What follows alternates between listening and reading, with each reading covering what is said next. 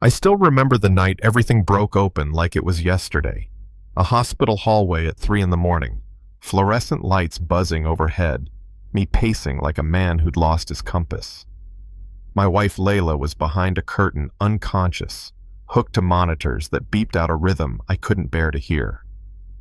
That's when a nurse I'd never met before, Janet, walked right up to me, looked me dead in the eye and said, "If this keeps going, your wife's not going to make it. Someone close to her is doing this." And for the first time in my life, I understood what it felt like to be both furious and terrified at the same time. Let me rewind. 4 years earlier, I wasn't some shell of a man pacing a hospital. I was a guy in a Navy suit at a little chapel in Savannah, waiting at the altar for a woman who changed everything I thought I knew about love. Layla came down that aisle alone, vintage dress hugging her frame, natural curls crowned with pearls, and I swear the whole room tilted. Half my family didn't even show up, and the ones who did looked at her like she was a trespasser in their country club world. But I didn't care. She was the kind of woman who could turn a thrift store canvas into a masterpiece. I wasn't going to let a last name or a fortune decide who I married. Those first years were magic in the scrappy way only real life can be. We made a loft out of nothing, turned a basement into an art studio, got flooded during a hurricane, and still laughed about it later. I even built her a sculpture with my own clumsy hands, 2 intertwined palms, a little crooked thumb, gold glaze dripping like tears, just to prove she had my heart. I wasn't perfect, but I was present. And Layla, she was everything. Then came Morgan. She's my sister-in-law. Honey blonde hair, perfect designer outfits, a smile like she's posing for a magazine. The family framed her as the good one, the one who understood duty and heritage. She showed up one morning with blueberry muffins and a trembling apology. "I've been so wrong about you two. Maybe we can start fresh." Layla, who had always wanted a real sister, welcomed her in with open arms. Coffee dates, imported teas, self-care creams. And slowly, without either of us realizing it, Layla began to fade. It started small, tired eyes, a cough in the mornings, skin rashes she couldn't explain. I chalked it up to gallery stress. She was on the verge of a big New York show. She always pushed herself too hard. But Morgan's voice crept into our life like background static. "Connor, she's overdoing it. She's not strong enough. You can't save her from herself." And Layla started echoing it. "Maybe I'm a burden.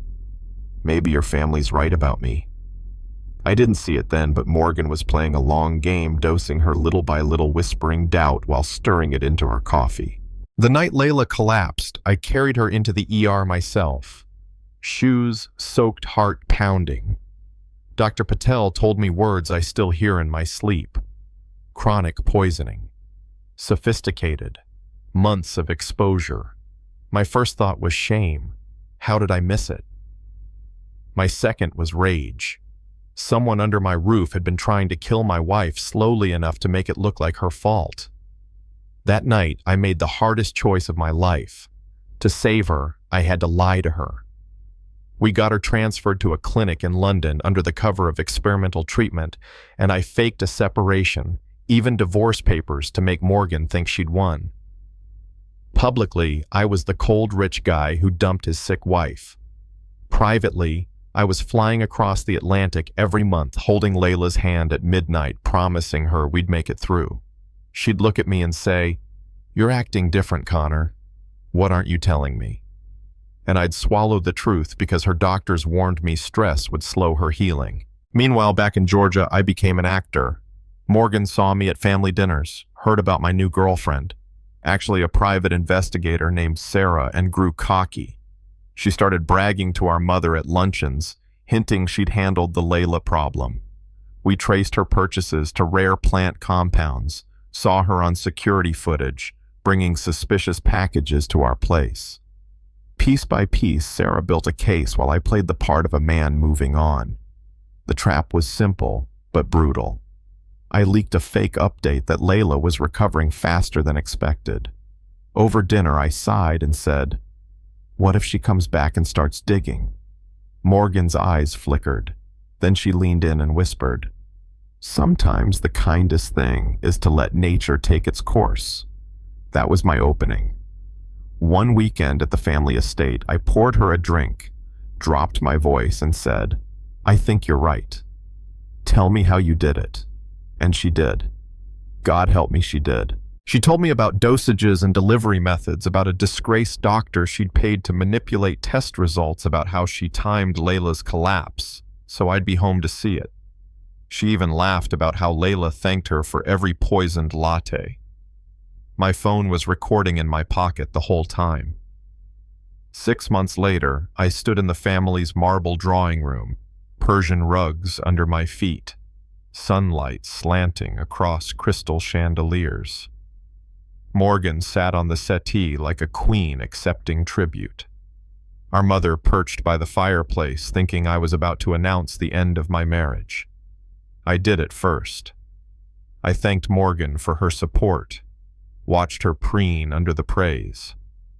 And then I set the recorder on the coffee table and pressed play. Her own voice filled the room. The poisoning was almost artistic in its precision. Margaret gasped. Morgan went pale. I played the part where she named the doctor, the compounds, the plan to finish Layla off when she returned.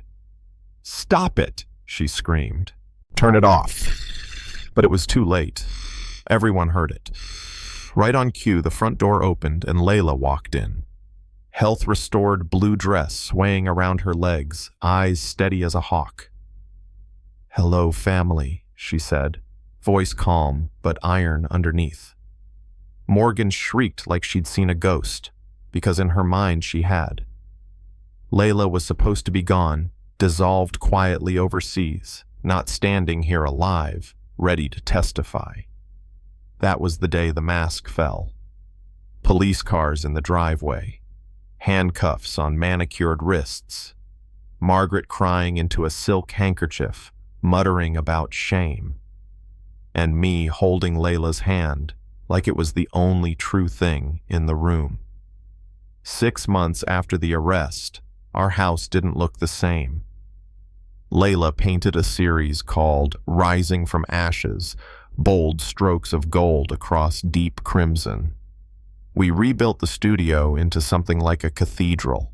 On the anniversary of the night she collapsed, I blindfolded her and took her back to all the places where we'd first fallen in love: the coffee shop with the worn wooden counter, the rooftop garden with cherry blossoms, even the museum where her first sculpture caught my eye.